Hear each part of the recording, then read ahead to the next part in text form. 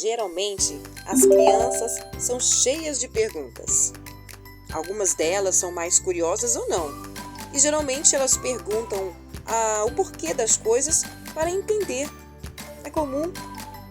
A minha filha de 5 anos, Ana Caroline, é uma dessas crianças. Sempre perguntando e questionando sobre tudo. Mamãe, de onde vêm os bebês? Mamãe, por que disso? Por que daquilo? Mas teve um dia que ela me fez uma pergunta curiosa. Mamãe, por que temos que ir para o céu? E não parou por aí não. Mamãe, se nós formos para o céu, como é que eu vou levar meu cachorro de estimação? Mamãe, lá no céu vai ser legal? Lá no céu vai ter parquinho? E shopping? Será que lá no céu vai ter shopping, mamãe? Mamãe, que roupa que nós vamos pro céu?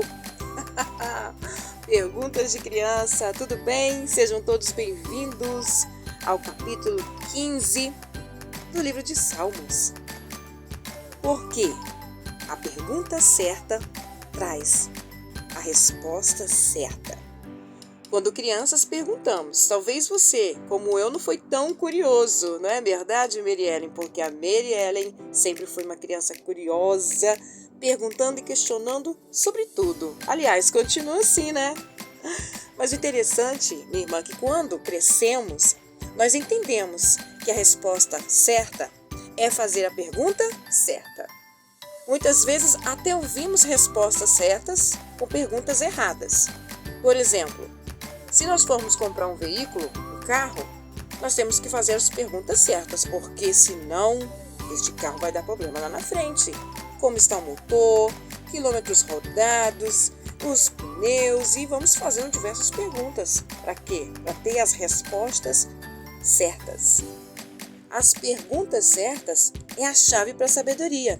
E o capítulo 15 trata de perguntas certas, que são as perguntas fundamentais.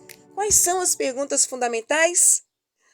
Vem conosco! Se você ainda não se inscreveu, se inscreva no canal, ative o sininho, deixe os seus comentários. E é muito importante que você ouça os áudios anteriores, dos capítulos anteriores, para você entender essa dinâmica da palavra de Deus que nós estamos degustando cada dia, aprendendo mais e mais sobre o Senhor no livro de Salmos. Sejam todos bem-vindos mais uma vez. E aí, minha irmã?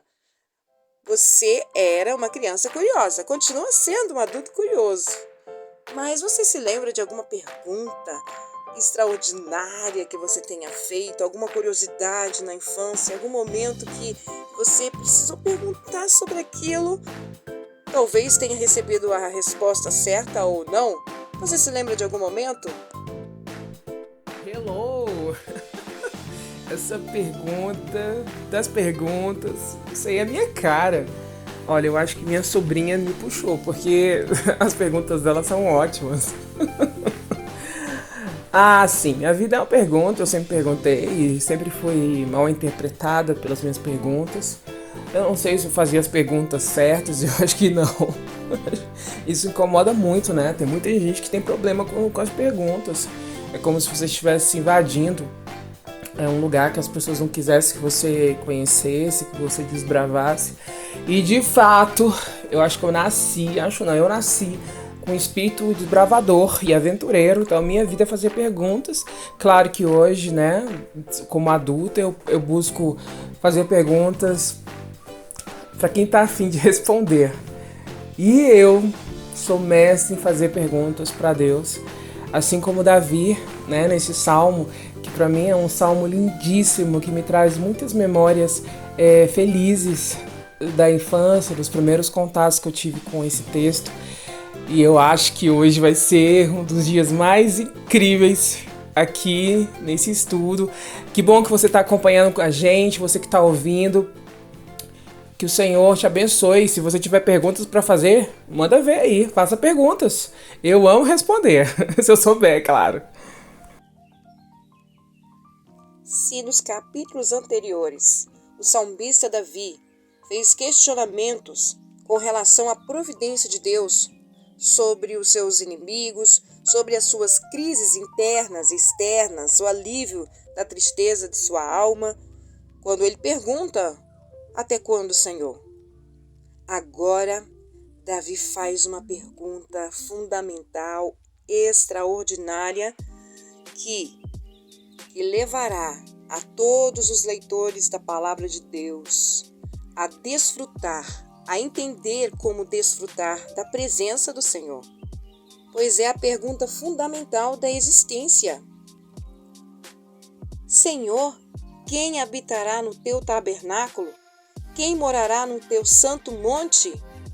Versículo 1. Davi então pergunta: quem poderá viver, quem poderá desfrutar da presença de Deus? É bem provável que o salmista escreveu este cântico quando levou a arca para Jerusalém. E ele compôs essa canção como forma de auxiliar o povo na adoração a Deus, segundo Samuel capítulo 6. Esta pergunta fundamental, pois ela indaga como, Senhor, quem, Senhor, vai habitar na sua morada e quem vai desfrutar da presença do Senhor. Isso significa nada mais do que a salvação. Ele está falando sobre a salvação. Mas agora, nós devemos tomar muito cuidado quando lemos o capítulo 15. Por isso, sugiro, leia o capítulo 15 do livro de Salmos antes de continuar a ouvir o áudio. Por quê? Porque a proposta de Davi não é uma prescrição para obter salvação. Não. Ele não está escrevendo aqui como faz ou que eu ou você precisa fazer para ser salvo. Não. Mas sim, ele descreve aqui uma descrição. Ele faz uma descrição para quem já foi salvo. Ele faz uma descrição. Então, ele não faz uma prescrição, mas uma descrição. Existem diferenças aí. Neste capítulo, ele descreve a forma ou o fruto da vida daquele que encontrou a Deus por meio de Jesus Cristo. E agora ele produz esses frutos. Descreve essas qualidades que precisamos ter para desfrutar da presença de Deus. Vamos entender o seguinte. No capítulo 14, se você ainda não leu, se você ainda não ouviu o áudio, faça isso para você entender. Davi, ele apresenta dois tipos de grupos. Aqueles grupos distintos no meio do povo de Israel. No capítulo 14, versículo 4, ele fala sobre os obreiros da iniquidade, como também ele fala dos justos. Deus está na geração dos justos no capítulo 5. Então, existe aqui dois tipos de pessoas com frutos diferentes, com qualidades diferentes. Se você ouvir o áudio do capítulo 14, você vai ouvir: mataram Deus, mataram Deus. E você vai entender o que Davi está falando aqui no capítulo 14, desculpa. Por quê? Porque o primeiro grupo, ele fala das pessoas perversas, das pessoas, dos obreiros da iniquidade, daqueles que se afastaram de Deus, um grupo que abandonou a lei, porque ele fala aqui, no versículo 5, não deram conhecimento, eles abandonaram a lei, eles abandonaram o Senhor, eles deixaram de servir a Deus, eles pararam de orar, eles deixaram de ler as Escrituras. Agora o segundo grupo, o grupo dos justos, constitui de remanescentes fiéis, que manteve viva a fé em Deus. O Salmos 15, então, ele descreve justamente o caráter destes homens e mulheres que mostram seus frutos, como o justo, relatado no capítulo 14. Porque existe uma diferença óbvia no comportamento do justo e daquele que não é. E o profeta Malaquias, como alguns outros profetas, descrevem sobre essa questão do justo e daquele que não é o justo. E no livro de Malaquias, capítulo 3, versículo 17, ele fala assim: e eles serão meus, diz o Senhor dos exércitos, naquele dia que farei, serão para mim particular tesouro. Poupá-lo-eis como um homem poupa o seu filho que o serve. Então vereis a diferença entre o justo e o ímpio, entre o que serve a Deus e o que não serve.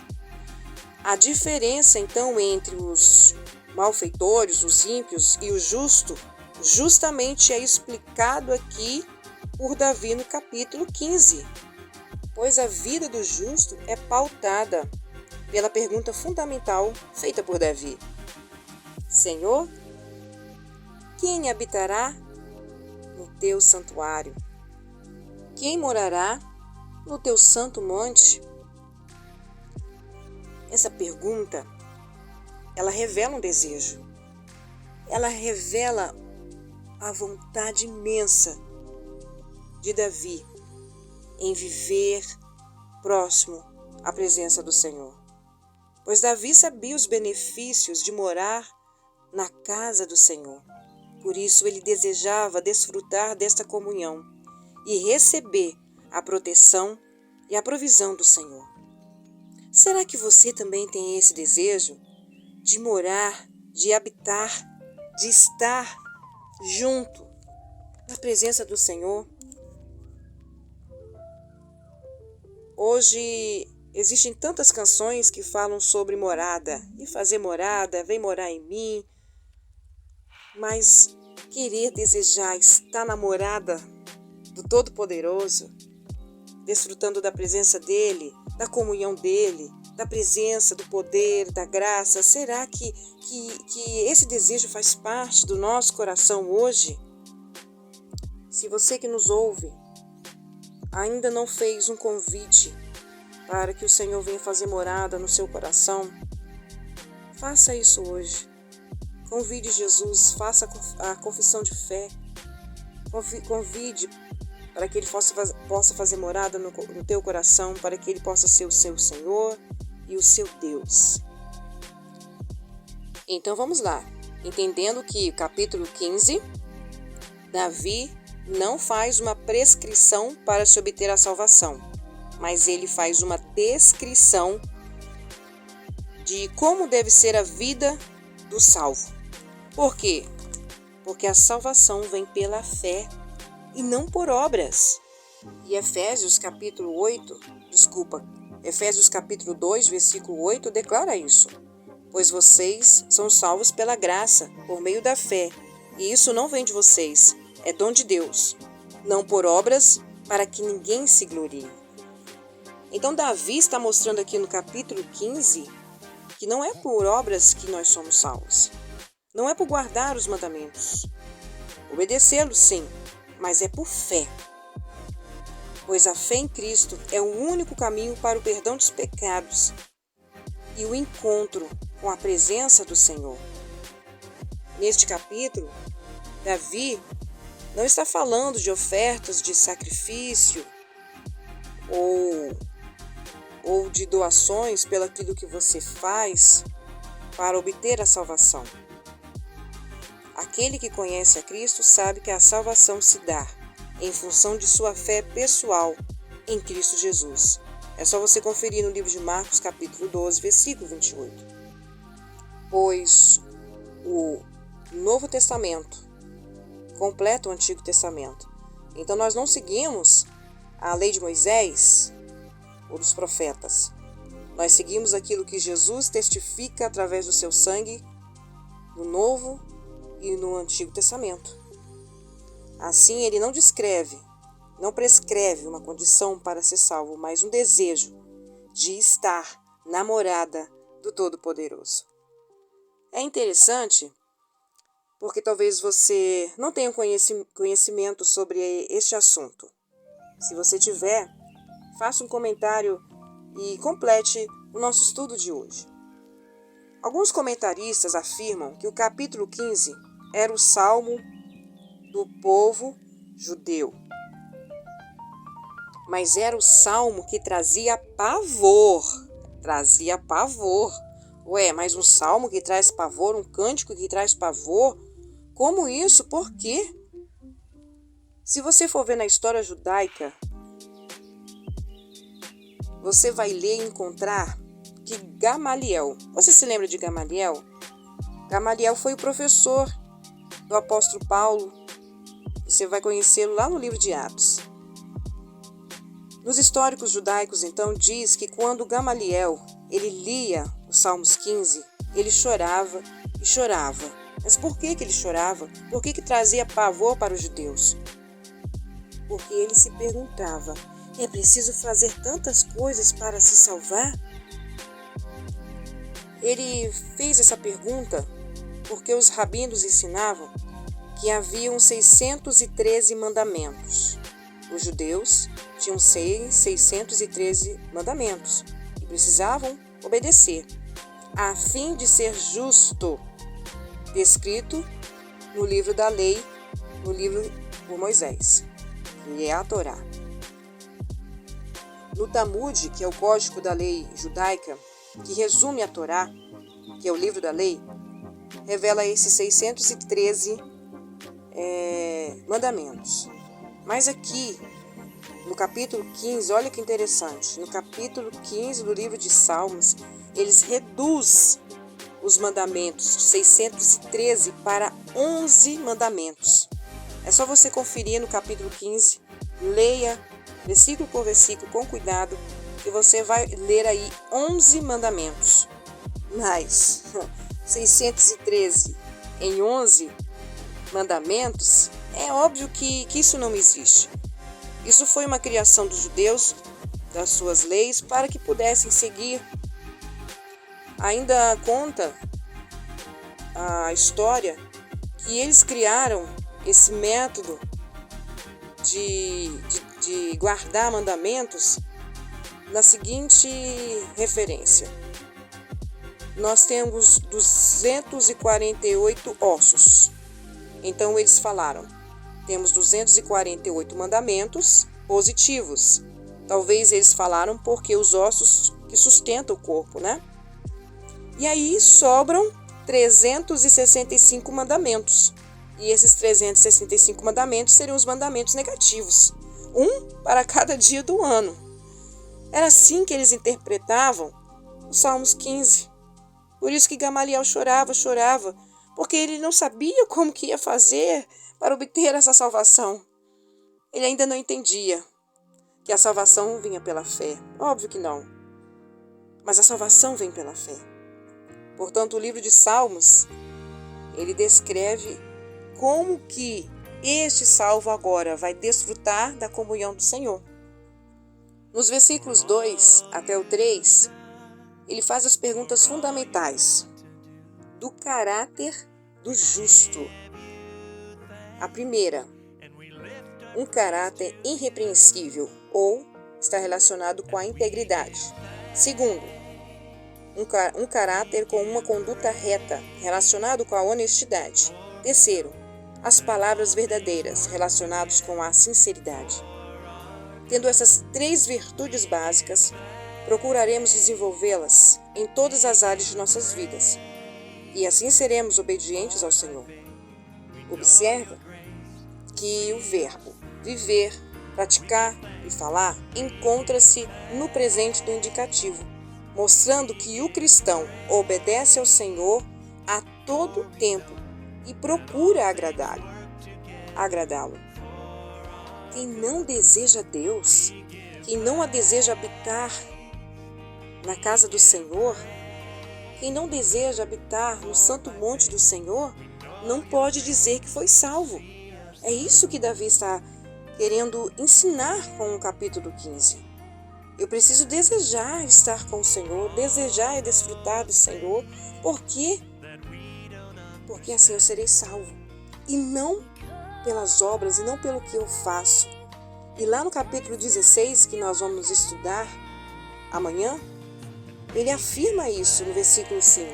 Ele diz: o Senhor é a porção da minha herança, é o meu cálice, tu sustenta a minha sorte. Então ele vê que o sustento, a sorte, a salvação vem do Senhor, pela fé. E por que Davi explica tudo isso? Porque o Senhor deseja que o nosso ser, o nosso coração seja repleto da verdade, da sinceridade, que possamos guardar essa verdade e de integridade. O dono da casa, da morada, que é Deus, tem um caráter irrepreensível. João 1,6. Ele é justo em seus atos. Esther 9, Esdras 9,15. E ele é verdadeiro em suas palavras. 1 Samuel 15, 29. E assim ele deseja que nós, os hóspedes de sua casa, também tenham este mesmo caráter, que também tenham essas mesmas características. E o segredo final da resposta às perguntas fundamentais estão no final do capítulo 15. Quem faz isso nunca será abalado. Aquele que não empresta o seu dinheiro com usura, nem recebe subornos contra o inocente, quem faz isso nunca será abalado. Se observarmos, Jesus também falou isso no Sermão do Monte. O Sermão do Monte é paralelo às características da pessoa piedosa e justa descrita no Salmos 15. E nas duas passagens encontramos a promessa: quem deste modo procede nunca jamais será abalado. Se você assim proceder, se você assim confiar, se assim você pegar essas perguntas fundamentais para vivê-las no seu modo de agir, de falar, de pensar, em todo o seu ser, você não vai ser abalado, sabendo que a salvação é pela fé em Cristo Jesus. Antes de orarmos, existe uma canção que cantava quando criança. Senhor, quem entrará no santuário para te adorar? Quem tem mãos limpas e um coração puro, não é vaidoso e sabe amar. Senhor, eu quero entrar no santuário para te adorar. Oh, dai-me mãos limpas e um coração puro, tira a vaidade, me ensina a amar. Senhor, nós pedimos a Ti, tem misericórdia das nossas vidas.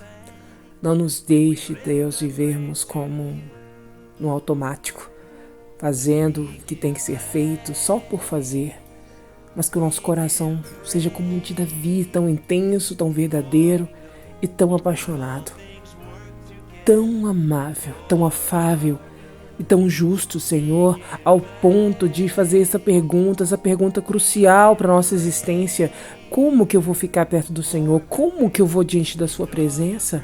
E então eu volto para a cruz e vejo Cristo que morreu pelos meus pecados, que pagou a minha dívida que era impagável. E mais que isso, Ele me deu a oportunidade de fazer parte, de ser família de Deus, de poder entrar na presença. O véu foi rasgado e podemos entrar diante do Senhor, ousadamente entrar diante do Senhor. Mas sabemos que para isso precisamos ser santos. Precisamos buscar lavar as nossas vestes e nos limpar de toda iniquidade. Ajuda-nos, Senhor, nós queremos entrar na sua presença. Ajuda-nos. Pela sua misericórdia, Senhor, nós clamamos. Ajuda cada um que está ouvindo esse áudio, que possamos de fato viver a verdade dessa canção e que possamos juntos entrar diante do Senhor e que possamos viver neste lugar para sempre.